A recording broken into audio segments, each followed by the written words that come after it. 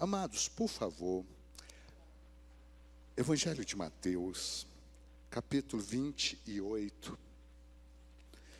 Domingo passado, o pastor Flávio ministrou sobre evangelismo, como nós temos que nos portar sobre a questão do evangelismo. E Deus colocou no meu coração, durante essa semana, eu queria trazer um outro estudo que já está pronto há bastante tempo, no livro de Gênesis, sobre Noé e o dilúvio. Porém, Deus realmente me levou ao tema evangelismo, o legado da evangelização. E nós queremos compartilhar com a igreja essa palavra nessa manhã, sabermos a percepção. Como é que está a nossa percepção em termos de evangelismo? Mateus capítulo 28, versículo 16, 16 ao 18, a palavra diz assim: Seguiram os 11 discípulos para a Galileia, para o monte que Jesus lhes designara. E quando o viram, o adoraram, mas alguns duvidaram. Jesus, aproximando-se, falou-lhes, dizendo: Toda autoridade me foi dada no céu, toda autoridade me foi dada e na... Amém. Assim como os países africanos, nos fins dos anos 90, e os países do Oriente Médio passaram a receber anualmente muitos missionários brasileiros, nós também, no final do século XVIII, no século XIX e no século XX, recebemos muitos missionários oriundos da Inglaterra, da Suécia, da Escócia, missionários canadenses e americanos. A evangelização do mundo, mediante a autoridade dada à igreja, ela tem se perpetuado sobre os séculos. E o mais interessante é que quando nós olhamos para a história do mundo, nós podemos notar que por diversas vezes, o inimigo de nossas almas, ele tentou barrar a evangelização, barrar a propagação do evangelho. Mas Deus vem dando aos servos dele esta autoridade que ele também naquele momento recebeu. A autoridade de Deus, a autoridade de soberano, tanto no céu como na terra. E nós, homens e mulheres, temos esta autoridade dada por ele. Homens e mulheres cristãos, temos essa autoridade. A autoridade de podermos evangelizar, não só lançando palavras ao vento, não só falando da boca para fora, mas evangelizarmos como a ação aqui proferida pela nossa irmã Graça. Nós podemos notar nas palavras dela, nos atos dela, a emoção dela estar aqui louvando a Deus, servindo a Deus, a emoção dela estar viva, mesmo tendo sido desenganada pelos médicos. E isso é um ato de evangelização. Mas nós temos notado que, com o passar do tempo, e mesmo mediante a tantos meios de evangelização no século 21 e tantos meios desenvolvidos pela igreja moderna, nós temos meio que deixado que de lado essa evangelização. Como é que nós aprendemos a evangelizar? Como é que nós nos portamos diante de Deus? O interessante é que quando nós olhamos para os versículos lidos, e aí eu vou me estender até o versículo 20, com a igreja.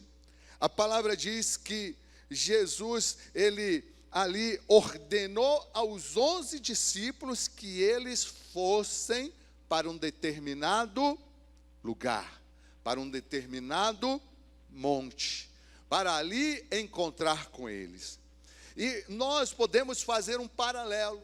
Aonde é o lugar, por mais que o diabo, e aí eu posso dizer isso com propriedade, por mais que o diabo no século 21 tenha criado a mentira e a falácia de que nós não precisamos congregar, não precisamos estar na igreja, onde é o lugar hoje, no século 21, que nós somos guiados por Deus para nos encontrarmos e estarmos mais à vontade para nos relacionarmos com Ele. Aonde? A igreja. Mas o diabo tem criado mentiras. E ele tem inserido essas mentiras no coração até mesmo de nós cristãos. E às vezes nós nos deparamos com essas mentiras e passamos a acreditar nelas. Conheço homens de Deus, mulheres de Deus, que são o que nós denominamos nos dias de hoje desigrejados, que pregam também aí nas ruas que nós não precisamos estar reunidos na eclésia, reunidos em unidades, reunidos no corpo de Cristo, para podermos sermos arrebatados e estarmos com Cristo Jesus. Evangelizar também é compreender a nossa forma de sermos cristãos. É podermos transmitir ao mundo aí fora que não nos conhece, como Jesus nos transformou por completo. Aqui nestes versículos, nós temos a primeira ordenança de Jesus. Ele convocou os 11.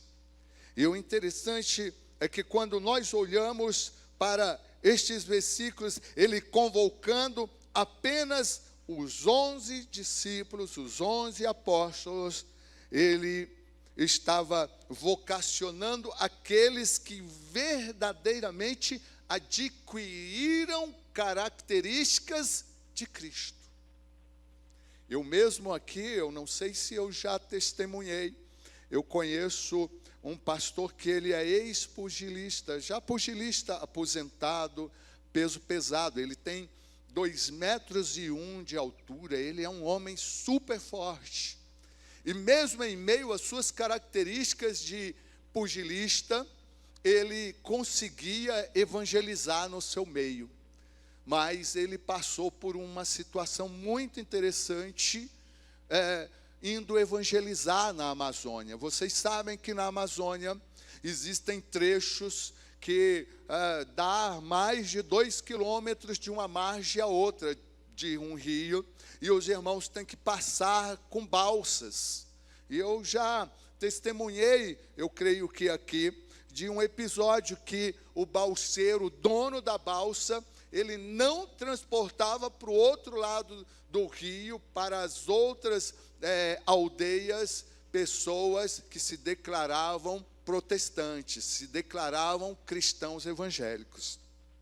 E ele foi para lá fazer missões e dirigir uma igreja, Assembleia de Deus, e ele precisava atravessar a balsa. E o balseiro falou para ele, pastor Filemon, eu não levo crente na minha balsa, de jeito nenhum. E aquele homem disse, moço, eu pago o dobro, eu preciso chegar do outro lado, eu preciso estar naquela comunidade para levar a palavra de Deus. E o rapaz falou, eu não levo crente de jeito nenhum, saia da minha balsa.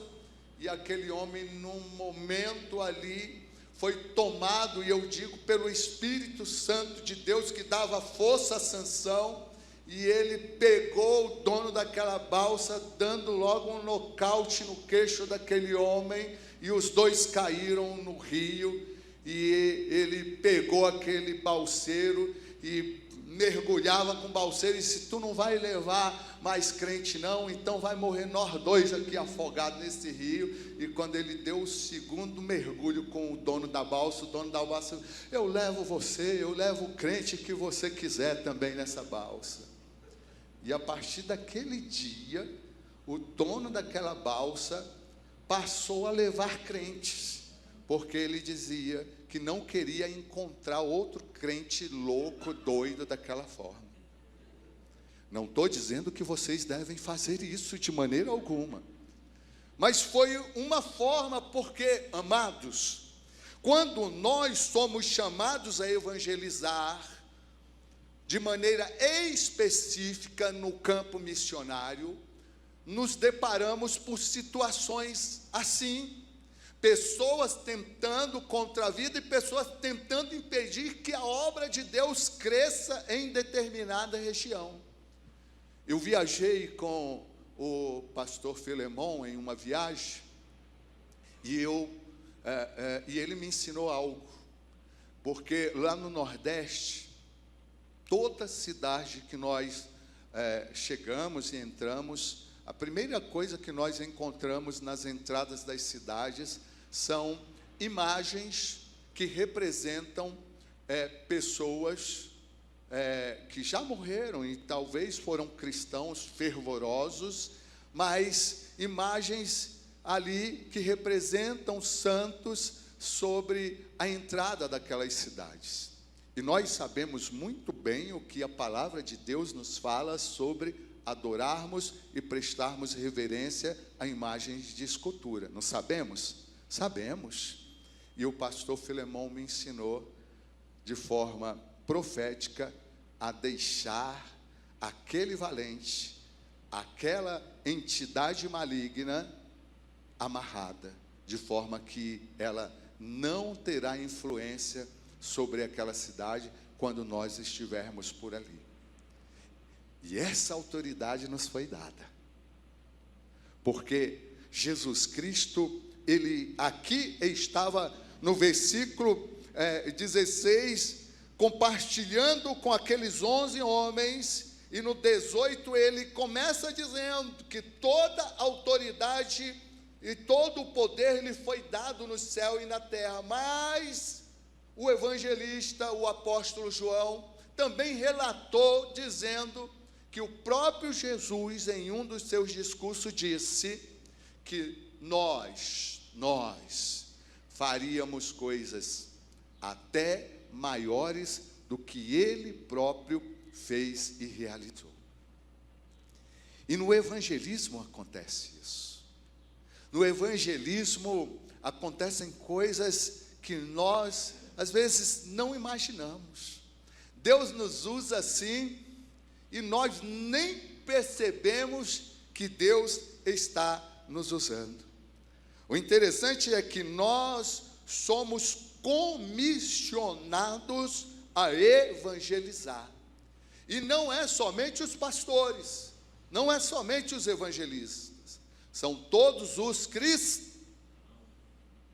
E como eu evangelizo, pastor? Nós também somos comissionados a ensinar em todas as nações.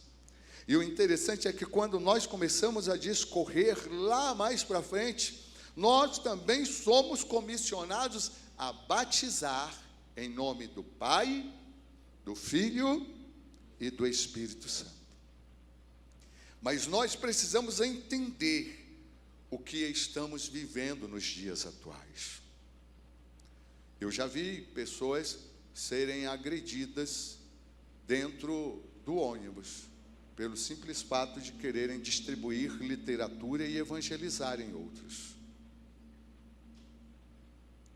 E quantos de nós, e aí, como o pastor Filemon falou, aí eu vou pegar pesado, quantos de nós já pegamos ônibus lotado e entra um evangelista simples, não tem cultura, não tem fala, ele entra e nós mesmos nos incomodamos por essa pessoa entrar evangelizando e querendo falar de Cristo Jesus.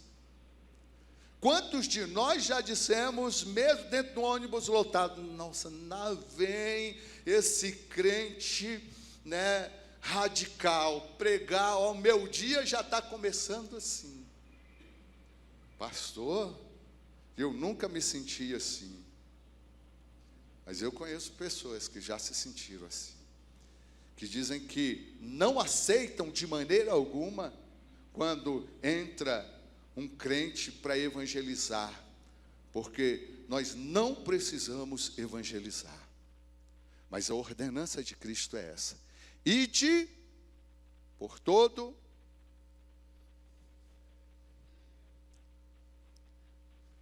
e eu estou indo. Como é que eu estou evangelizando? O pastor se abdicou de estar aqui pastoreando em Brasília, para ir para o meio do Amazonas, para estar pregando.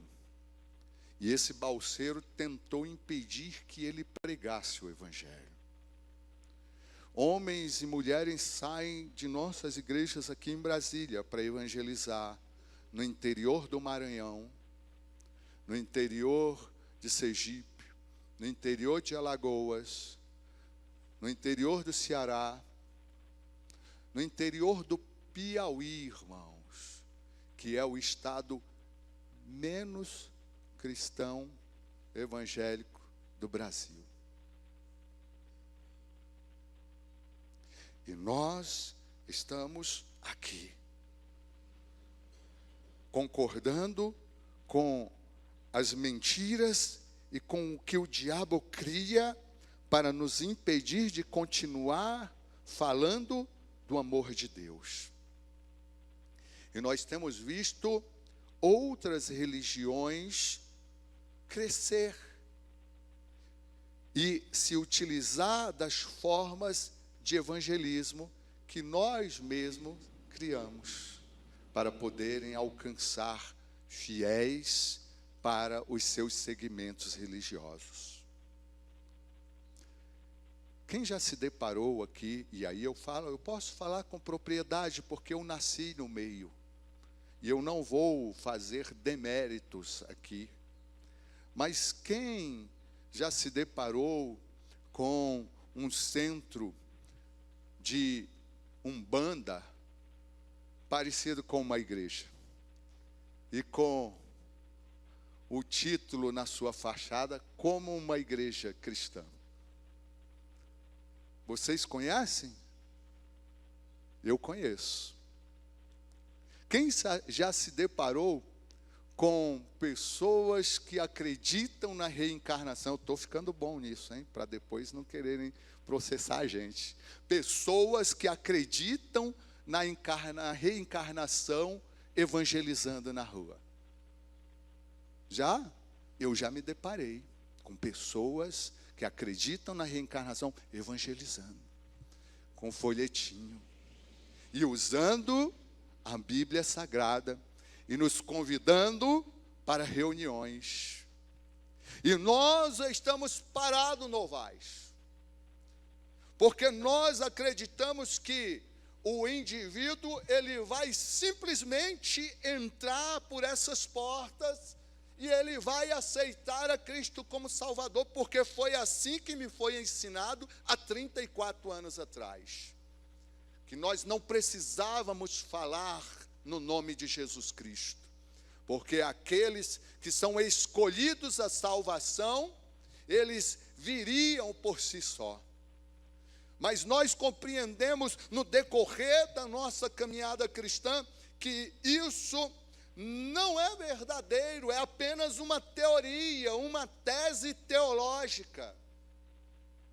E as teses teológicas também atrapalham a igreja de continuar crescendo. E qual é o legado que nós vamos deixar para as próximas gerações? Eu tenho certeza que a nossa igreja vai deixar um legado, porque quando nós começamos a ver as crianças E vocês podem notar que todos os cultos, nossas crianças fazem questão de vir à frente, de ofertarem, de serem abençoadas pelo pastor. Isso significa que os pais, os tios e os avós dessas crianças estão evangelizando e estão passando o evangelho de um modo que a igreja primitiva passava. E qual era o modo? O modo cristão judaico. Qual é o modo cristão judaico de evangelização, pastor? É o modo passado de pai para... Repita comigo, o modo passado de pai para... Então, Rebeca, no dia que você tiver um filhinho, você e o seu esposo precisam de maneira cristã, judaica, passar o evangelho para o seu filho. Começar a falar ali, já no seu ventre, do amor de Cristo, como é que Cristo veio, como é que Cristo quer redimi-lo, para que ele possa continuar esse legado da pregação do evangelho. Mas nós também, durante muito tempo, desenvolvemos o modo grego. E qual é o modo grego? E qual foi o primeiro apóstolo a explorar esse modo de evangelização? Não vale o pastor Filemão citar, mas vale o pastor Rodrigo citar. Salvou o pastor Rodrigo, hein? Não deu, né? Não deu tempo, né, pastor Rodrigo? Viu só? O que Paulo fez, irmãos?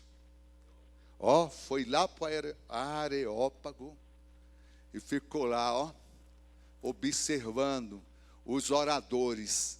Aí os oradores chegavam lá, falavam sobre os deuses, sobre Poseidon, sobre Mitra e sobre vários deuses gregos. E Paulo notou que tinha um altar ao Deus desconhecido. E Paulo, é aqui que eu vou, E foi lá para frente daquele altar do Deus desconhecido, que não tinha imagem, não tinha nada, só tinha as inscrições ali. E ele começou a ministrar naquele anfiteatro. E as pessoas acharam interessante o que Paulo estava ministrando.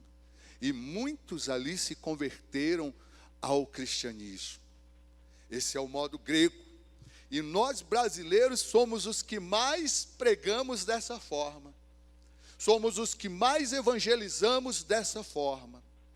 A gente vai para as praças, para os anfiteatros, e nós pregamos a palavra de uma forma a atingir multidões. E nós também pregamos de maneira tão grega que nós abrimos espaço para o debate. Em outro lugar do mundo você não vê isso, mas o brasileiro, ele conseguiu compreender isso de uma forma assim, mais clara, de que o debate, a pergunta, você inquirir de nós resposta, isso faz com que nós possamos compreender o Evangelho de uma forma mais clara. E nós tomamos essa forma. Mas nós também, brasileiro, adquirimos a maneira europeia, né, do final do século XVIII, ali, com os grandes pregadores e evangelistas, e também a forma americana de ministrar. E qual foi a forma americana que nós mais adquirimos para podermos evangelizar?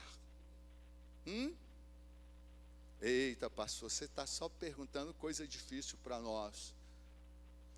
Gente, e aí eu começo a abrir um parênteses. Não vale Manuel, não vale pastor Filemão, nem pastor Rodrigo responder. Quem foi o fundador da Igreja de Nova Vida?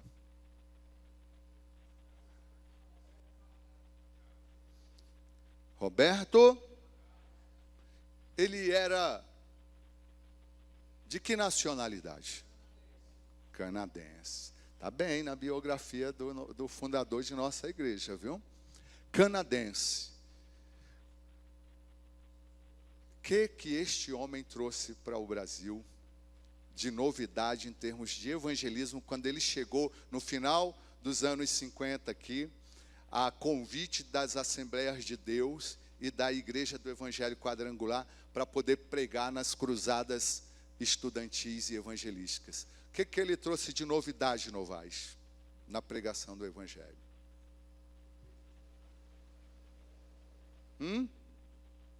Bora, gente. Vamos nós. Ele trouxe de novidade a pregação no rádio e na TV. Ele abriu um leque de evangelização midiática, que foi criado pelos americanos. Os americanos, eles passaram a usar os meios midiáticos para poder pregar o evangelho, chegar aonde não se pode chegar. As nossas lives nos cultos ao vivo aqui, não tem pessoas que estão juntamente conosco, estão morando no Japão, estão nos Estados Unidos, estão na Holanda, estão na Espanha, não tem? Conseguiríamos chegar como igreja física lá onde essas pessoas estão? Mas o bispo Robert trouxe para o Brasil a evangelização através dos meios midiáticos. E hoje, os meios midiáticos, eles estão muito mais amplos. Nós podemos evangelizar não só pela TV, não só pelo rádio, mas podemos pelo YouTube, podemos pelo Instagram, podemos pelo TikTok, podemos pelo Kawaii, podemos pelo Y. Opa, o Y não pode não. O Y não pode. De jeito nenhum. Mas nós podemos. E ele trouxe esse legado. Mas olha o tamanho do legado deixado por bispo Robert no Brasil. Nós estamos na igreja de Nova Vida, sim ou não? Mas vocês sabem que existem outras igrejas de Nova Vida espalhadas pelo Brasil, não sabem? Nós temos, quando o bispo Robert deixou o legado em 1993, foi o ano que ele partiu para o Senhor, ficou o legado da união das igrejas de Nova Vida, a igreja pentecostal de Nova Vida e a igreja de Nova Vida, que é o nosso segmento. Olha o que ele deixou. Só que mesmo depois e mesmo antes dele deixar esse legado, nós temos grandes homens de Deus que também fundaram grandes denominações do nosso país, que congregaram com o bispo Robert e com o bispo Tito Oscar. Alguém sabe me citar um que não seja, por favor, o Edir Macedo? R.R. Soares, da Igreja Internacional. E quantas missões esse homem faz? Isso é legado, deixado também pelo bispo Macalister através do Evangelho. Vocês podem me citar outros de uma grande igreja? Quem já ouviu falar em Miguel Ângelo? Quem já ouviu falar na igreja Maranata?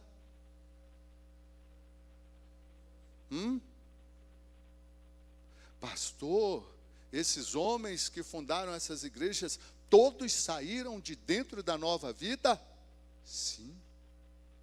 E o interessante é que todos esses homens usam o mesmo estilo de evangelismo que o bispo Macalister trouxe para o Brasil. O carioca mudou o seu estilo de evangelização. Se nós olharmos para o estado do Rio de Janeiro, para as igrejas do Rio de Janeiro, as igrejas cristãs, sejam qualquer denominação, elas utilizam os meios midiáticos muito melhor do que nós aqui em Brasília, ou em São Paulo, ou em qualquer outro lugar do país usamos. Elas são midiáticas. Elas conseguem ter essa visão e elas conseguem alcançar pessoas que nós não alcançaríamos. Mas nós precisamos entender como é que nós vamos utilizar esse poder e essa autoridade. Como é que nós vamos enxergar esse poder e essa autoridade?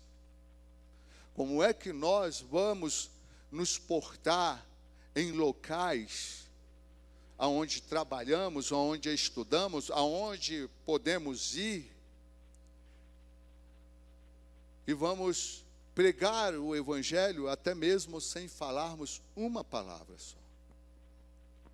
Eu mesmo sou proibido pela minha família de ir nos salões e nos terreiros que alguns familiares meus ainda frequentam. Ninguém vai me perguntar por quê? Ninguém. Porque quando nós estamos lá, e foi a última experiência, eu fui apenas levar minha tia. Ela não conseguia ir sozinha, eu fui levar ela. E eu nem entrei, eu fiquei do lado de fora ali, sentado, esperando acabar a hora lá do culto deles lá, e fiquei esperando. E de repente sai, né, o líder religioso ali do terreiro e diz assim: meu filho, eu vou pedir para você ir embora. Aí eu falo: mas por que eu estou esperando minha tia? Não, a gente leva ela, porque enquanto você está aqui, não conseguiu descer um santo ainda. Isso é espiritual, irmãos. Sabe por quê? Porque nos foi dado poder e autoridade. E esses espíritos imundos, eles têm que se submeter à autoridade que nos foi dada. Obrigado, linda. Que nos foi dada. E nós precisamos compreender isso, não vai? Ai, pastor, o senhor falou descer um santo não, né? Descer uma entidade aí, um capeta, né? Porque lá não tem santo, não. Eu não queria falar, né? Não, mas eu falei, não tem problema não. Se for processar, vai processar a mim. Eu creio, pastor, estava pensando aqui a questão de evangelismo, e o senhor citou acerca de Paulo, e o que a gente tem visto é que os evangélicos, de uma maneira geral, né, todos nós, o que nos falta é sabedoria. Porque o senhor colocou aí a proibição de pregar em alguns locais, para que as pessoas não sejam afrontadas ou não se sintam afrontadas. E o que acontece com os evangélicos hoje? Ao invés de pregar do amor de Deus, da salvação, do juízo, tudo aquilo que a obra redentora que Deus fez, o que na verdade a maioria faz é pregar somente inferno e atacar a religião e a religiosidade dos outros. Aí nos falta o quê? Sabedoria, entendimento, discernimento e principalmente respeito. Porque não interessa a quem a pessoa sirva ou que ele sirva, merece respeito, a fé que ele tem. E a gente olha para o modo grego que o senhor colocou, Paulo, pregando o evangelho, tinha um altar, tinha vários objetos de culto, e Paulo fez o quê? Ele observou, e ele poderia chegar ali, ó, idólatras servem a isso e aquilo outro. O que ele faz? Olha, eu tenho observado e visto que vocês são, por demais, religiosos, ou seja, vocês têm fé em alguma coisa, têm fé na entidade, têm fé no sei lá o que vocês não estão vendo. Mas esse que vocês não estão vendo, que vocês não conhecem, eu vou apresentar para vocês. Deus desconhecido. E começa a falar da obra de Deus, o que é que Deus fez, da salvação e tantas outras coisas, né? O texto é um pouco longo para discorrer, mas, em resumo, eu creio que o que nos falta é isso. É a mesma coisa quando se ataca Maria, né? E tira a importância que ela teve no reino de Deus e tantas outras coisas. Nós precisamos entender que, mais do que atacar a fé, a religião da outra pessoa, nós precisamos pregar a Jesus Cristo ressuscitado. Você antecipou algo que, né, ia estar antes da minha conclusão, mas eu vou já entrar nesse aspecto. A sabedoria para evangelizar. A sabedoria, por exemplo, eu trabalho num ambiente que só sou eu de cristão lá. Só sou eu de cristão. Mas, porém, todos já sabem que eu sou cristão. E me respeitam. Mas eu também os respeito. E eu fico esperando eles me darem a oportunidade de poder mostrar para eles o caminho da redenção. E essas oportunidades, elas aparecem para nós. Aparecem. Elas aparecem de forma que nós temos total liberdade de falar do amor de Cristo. Mas, porém, nós somos uma igreja pentecostal e vocês não vão ficar com raiva de mim, irmãos, por favor. Mas, mediante a essa observação que o pastor Novaes fez, da falta de sabedoria, de nós evangelizarmos atacando a fé, atacando o modo de vida, o modo de ser das outras pessoas, isso é bem característico de nós pentecostais. E dos neopentecostais agora. Por quê?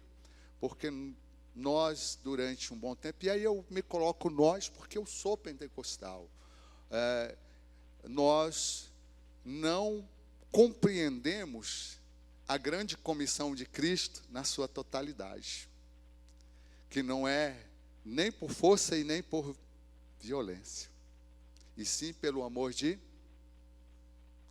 Nós não conseguimos compreender, e aí nós queremos a qualquer custo. A qualquer custo.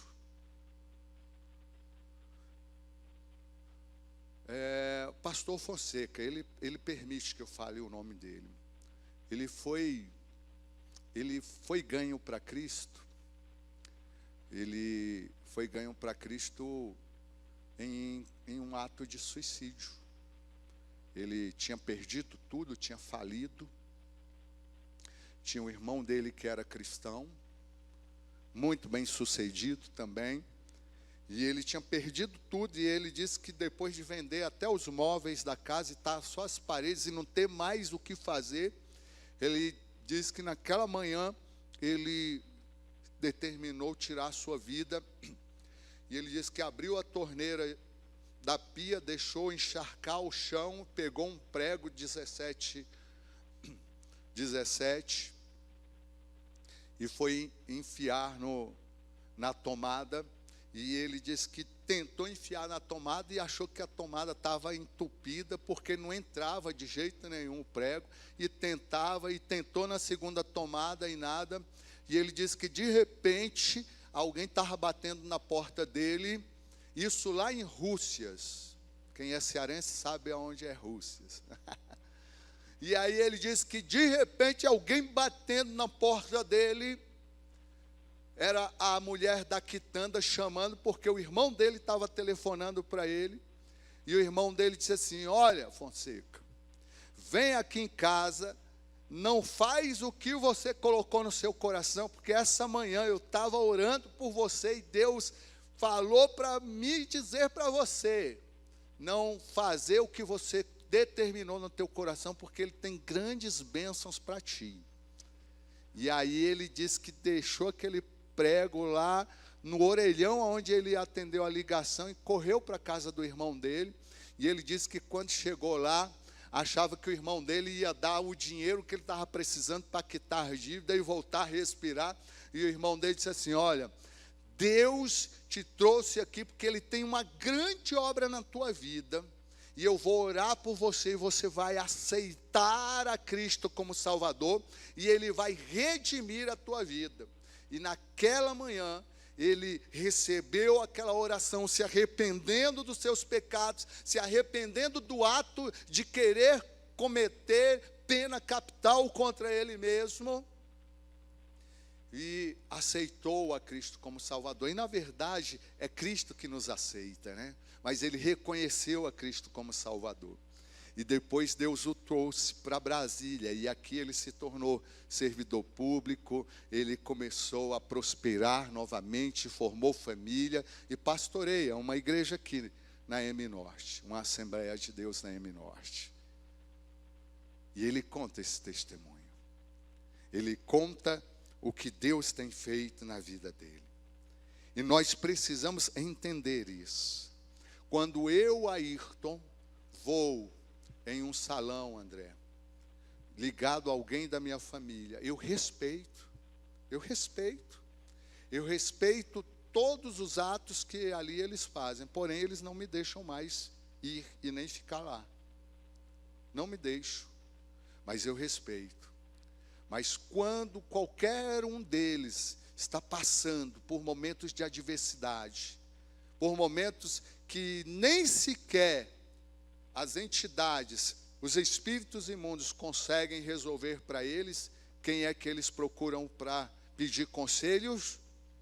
Quem eles procuram? O crente, o Bíblia, o radical. E aí é nesse momento que nós exercemos a nossa autoridade, o poder dado por Cristo Jesus para pregarmos o Evangelho. E muitas vezes oramos e expulsamos demônios de pessoas assim. Precisamos compreender que nós precisamos deixar esse legado do cristianismo e continuarmos evangelizando. Hoje mesmo, eu estava ontem, num aniversário de pastores, e um pastor que veio trabalhar em Brasília, ele é publicitário, pastor Adriano, ele veio trabalhar com um novo governo, ele presta serviço através da empresa de publicidade dele para um novo governo, e ele, na reunião, ele falou: olha, vai surgir uma nova rádio cristã aqui no Distrito Federal, já foi liberado a faixa para essa rádio, e o dono da rádio, ele não tem alguém que tenha uma experiência em trabalhar, seja como locutor, seja como diretor ali da rádio e tal. E aí um dos outros pastores logo virou e disse assim: aí, do seu lado, o pastor Ayrton aí, já trabalhou muito na década de 90, fazendo programa de rádio e tudo, e também, de vez em quando, dá alguns palpites aí para pessoas que têm programas em rádios AM. Aí ele falou: ah, pastor, você já trabalhou? Não, eu trabalhei sim e tal. Aí ele me perguntou: pastor, como é que você hoje administraria uma rádio cristã? E aí eu falei para ele: a primeira coisa é que na grade horária eu não colocaria 24 horas um programa de uma igreja, de outra igreja, porque para sustentar a rádio hoje, que é muito caro, nós precisamos de publicidade. E se eu colocar 24 programas na grade, o dono da rádio vai falir, porque as taxas são muito altas para manter. E aí ele falou: ah, bom, então você entende um pouco do negócio. Eu entendo, estou à disposição. Se quiser me contratar, no futuro estou à disposição, seja para trabalhar como radialista ou seja para trabalhar ali também na administração. Já fiquei pronto, pensando em uma porta, né, pastor Filemon, para nós, Igreja de Nova Vida, evangelho. Ah, mas pastor, ninguém escuta rádio hoje. Mentira. Mentira do diabo.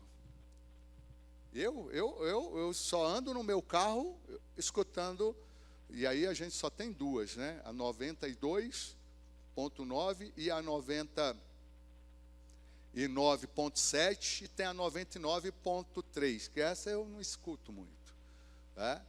Mas eu só ando com o meu rádio ligado. E se nós fizermos uma pesquisa em Brasília, e isso é pesquisa, gente, isso é pesquisas, as rádios seculares fazem isso. Brasília é uma das capitais onde mais de 76% da população que tem carro, eles ouvem as rádios. Como é que hoje a população não ouve rádio? E hoje está melhor ainda para evangelizar, porque a gente pode estar no estúdio de uma rádio e transmitindo o programa como se fosse um podcast, via YouTube, gravando. Olha que maravilha, que bênção. Mas nós precisamos entender, Manuel. O Emanuel, ele é professor. E eu sei que o Emanuel tem o jeito dele de evangelizar aqueles alunos que estão precisando de Cristo. O Novaes é PM, porque um policial militar nunca deixa de ser policial. Mas eu sei que o Novaes, mesmo quando era, né, da ativa, tinha o jeito dele de transmitir o evangelho para os amigos de turma e também, às vezes, para alguns que estavam querendo, né, entrar pelo caminho errado da vida. O Agrinaldo é vigilante. Tenho certeza que ele tem a oportunidade de evangelizar os companheiros quando estão passando por alguma adversidade. E quem de vocês aqui nunca teve uma amiga ou um amigo que está passando por uma dificuldade no casamento e lhe pediu conselhos? E é nesse momento que você não vai chegar e dizer assim, amiga, ele não gosta de ti não, larga esse homem. Meu amigo, minha amiga, essa é a oportunidade de você pregar o evangelho para essa pessoa e mostrar que Deus pode mudar por completo a vida e o corpo do relacionamento dela e dele. E pode. E pode. Antes de eu chegar na Nova Vida, durante muito tempo, nós evangelizávamos num ministério específico. Pessoas que tinham, hoje eu tenho que falar dessa forma, né? Pessoas que tinham tendências a praticarem a serem, Jesus, não tem palavras, né, pastor Filemon? Há pessoas que não se identificam com o sexo natural que nasceram. Nós passamos 10 anos evangelizando essas pessoas na beira de estrada, nas boates, homens e mulheres. E quantas delas eram bem de vidas, porque eram meninas ou meninos de programa, e eram bem de vida, e eram de famílias de classe média, viu, pastor Filemon? E é um engano, porque existem muitas pessoas de classe média e classe alta, e elas, quando sentavam para conversar conosco, e sentavam porque nós não chegávamos julgando e nem mandando elas para o inferno. Ó, chegávamos ali, ó, você já comeu hoje? Né? Não, eu quero fazer programa. Não, sai daqui. Não, eu vim perguntar se você já se alimentou hoje, se já banhou hoje, como é que você saiu de casa? Tá? Não, eu não comi não. Não, a gente tem um lanche aqui. Lancha, como é que você tá aí no seu trabalho, porque eles encaram aquilo como um trabalho. Você está no seu trabalho, mas você está sem comer, sem se alimentar. E se você passar mal? E se você morrer? Aí pronto, já sentava. Aí a gente já dava o lanche. Da onde você é? Não, eu sou do Rio de Janeiro. E isso eu conto porque isso me marca. Sou do Rio de Janeiro. E você tem família que não, eu vim para estudar aqui na UNB e tal, e eu faço isso para poder também complementar a minha renda. Você sabia que Deus tem um propósito enorme na sua vida? Minha mãe já me falou isso. Minha mãe é evangélica. Oh, Jesus. E na década de 90 e no início dos anos 2000, as nossas igrejas não estavam preparadas para receber pessoas assim. Sabe, para que igreja eu levava essas pessoas e outros amigos e amigas que evangelizavam? Eu posso falar, posso, né, pastor? Núcleo da Fé. Tinha um trabalho maravilhoso com pessoas em situação de rua que se prostituíam. Psicólogos cristãos, psiquiatras cristãos e pastores e pastoras para poder acompanhar e auxiliar essas pessoas. Evangelismo, amados. Evangelismo é você ver. E um dia, eu sei que para vocês é impactante, mas no dia que o pastor Filemão me permitiu, eu vou trazer o pastor Salviano aqui. Para vocês verem como é que Deus faz a mudança na vida de pessoas assim. Para vocês verem. Pessoas frutos desse evangelismo. Pessoas que mudaram de vida. E pessoas que estão pregando o evangelho hoje. Todo o poder nos foi dado. E aí, para finalizar, eu quero citar o versículo 19 e 20 que diz: portanto, ide e pregai a todas as nações, batizando em nome do Pai, do Filho e do Espírito Santo, ensinando-os a guardar todas as coisas que eu vos tenho mandado. E eis que estou convosco até a consumação. Nós poderíamos substituir facilmente, sem mudar o sentido do texto, até a consumação dos séculos, por todas as eras. Por quê? Porque nós precisamos deixar um legado de evangelismo. Se coloque de pé nessa manhã, em o nome de Jesus.